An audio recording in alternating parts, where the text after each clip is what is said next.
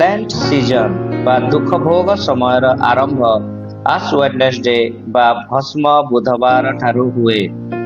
ପଶ୍ଚାତାପ, ଉପବାସ, ପ୍ରାର୍ଥନା ଏବଂ ଆତ୍ମିକ ପ୍ରସ୍ତୁତିର 40 ଦିନ ଅବଧିର ଏହି ଲେଣ୍ଟ ସିଜନ ବା ଦୁଃଖ ଭୋଗ ସମୟ, ଯାହାକି ବୁଧବାର ଦିନରେ ଆରମ୍ଭ ହେଉଥିବାରୁ ଏହାକୁ ଭସ୍ମ ବୁଧବାର ବୋଲି କୁହାଯାଏ। ତେବେ ମନରେ ପ୍ରଶ୍ନ ଆସୁଥିବ, ଭସ୍ମ ବୁଧବାର କାହିଁକି ପାଳନ କରାଯାଏ? ଭସ୍ମ କହିଲେ ଛାର ବା ପାଉଁଶ।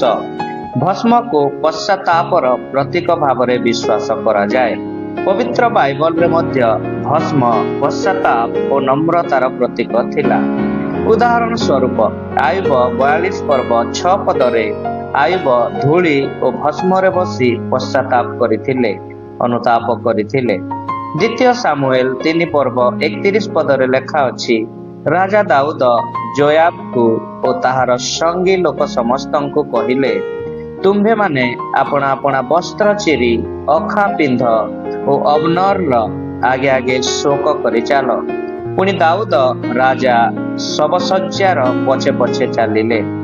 ଆଦି ପୁସ୍ତକ 37 ପର୍ବ 34ରେ ଆମେ ଦେଖୁ, ଯେତେବେଳେ ଶୁଣିଲେ ପ୍ରିୟ ପୁତ୍ର ଯୋସେଫ ମରିଯାଇଛନ୍ତି, ଯାକୁବ ଆପଣା ବସ୍ତ୍ର ଚିରି କଟି ଦେଶରେ ଅଖା ପିନ୍ଧି ପୁତ୍ର ନିମନ୍ତେ ଅନେକ ଦିନ ପର୍ଯ୍ୟନ୍ତ ଶୋକ କଲେ। ଜୁନସ 3 ପର୍ବ 5-10 ପଦରେ ଉଲ୍ଲେଖ ଅଛି, ଯେତେବେଳେ ଭବିଷ୍ୟତ ବକ୍ତା ଜୁନସ ନିନିବି ନଗରରେ ପ୍ରବେଶ କରି ଉଚ୍ଚ ସ୍ୱରରେ ଘୋଷଣା କଲେ, ଆଉ 40 ଦିନ ଗତ ହେଲେ ନିନିବି ଉତ୍ପାଟିତ ହେବ। ଏହା ଶୁଣି ନିନିବିର ରାଜା, ନିନିବିର ଲୋକମାନେ ବଡ଼ ଠାରୁ ସାନ ପର୍ଯ୍ୟନ୍ତ ଚଟ ବସ୍ତ୍ର ପିନ୍ଧି ଉପବାସ କରିଥିଲେ ଏବଂ ପରମେଶ୍ୱର ସେମାନଙ୍କୁ କ୍ଷମା କରିଥିଲେ।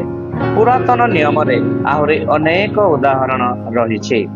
ଆମେ ଯଦି ପବିତ୍ର ବାଇବଲର ପୁରାତନ ନିୟମକୁ ଦେଖିବା, ଅଖା ବସ୍ତ୍ର ବା ଚଟ ପରିଧାନ କରିବା, ଭସ୍ମ ଉପରେ ବସିବା, ଏହି ସମସ୍ତ ହେଉଛି ଗୋଟିଏ ଚିହ୍ନ ବା ଗୋଟିଏ ପ୍ରତୀକ ବା ଗୋଟିଏ ସଂକେତ।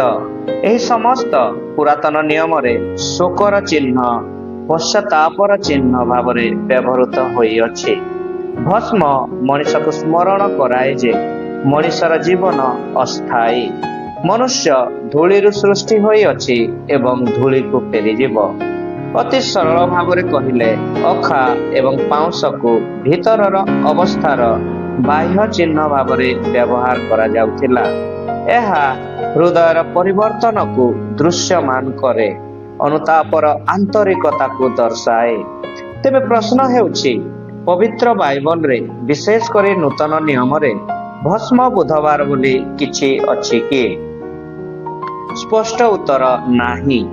ବାଇବଲରେ ଭସ୍ମ ବୁଧବାର ନାମରେ କୌଣସି ଦିନ ନାହିଁ। ଯୀଶୁ କିମ୍ବା ପ୍ରେରିତମାନେ ଭସ୍ମ ବୁଧବାର ପାଳନ କରିଥିବା କୌଣସି ଉଦାହରଣ ନାହିଁ। ଯୀଶୁ କିମ୍ବା ପ୍ରେରିତମାନେ ଏହା ପାଳନ କରିବାକୁ ଆଜ୍ଞା ଦେଇନାହାନ୍ତି।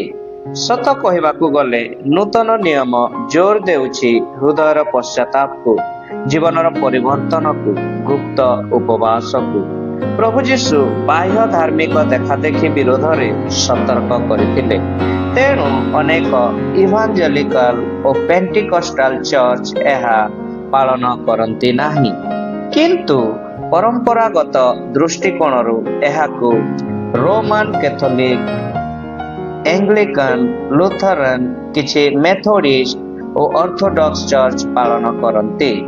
ଭସ୍ମ ବୁଧବାରକୁ ନେଇ ସବୁଠାରୁ ବଡ଼ ଭୁଲ ବୁଝାମଣା ହେଲା, କେହି କେହି ଭାବନ୍ତି ଭସ୍ମ ବା ଛାର ଲଗାଇଲେ ପାପ କ୍ଷମା ହେବ।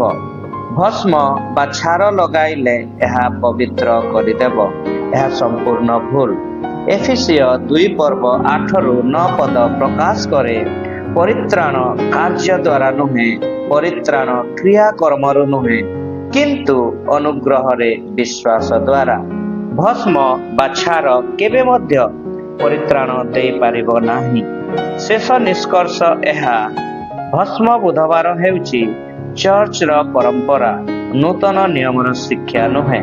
ତେଣୁ ଏହା ବାଧ୍ୟତାମୂଳକ ନୁହେଁ। ପରିତ୍ରାଣ ଏବଂ ଆତ୍ମିକ ବୃଦ୍ଧି ଆସେ ପ୍ରଭୁ ଯୀଶୁଙ୍କ ଉପରେ ବିଶ୍ୱାସ ଏବଂ ସତ୍ୟ ପଶ୍ଚାତାପରୁ, କୌଣସି ଆଚାର ବା ପ୍ରଥାରୁ ନୁହେଁ। ତେଣୁ ଆସ ଆମେ ସମସ୍ତେ ବାକ୍ୟ ଭିତ୍ତିକ ନିୟମ ସହ ସମସ୍ତ କାର୍ଯ୍ୟ କରୁ ଏବଂ ଆତ୍ମିକ ଜୀବନରେ ଆହୁରି ବଢୁ। ପ୍ରଭୁ ଏହି ବାକ୍ୟରେ ଆମ ସମସ୍ତଙ୍କୁ ଆଶୀର୍ବାଦ କରନ୍ତୁ। ଆମେନ୍।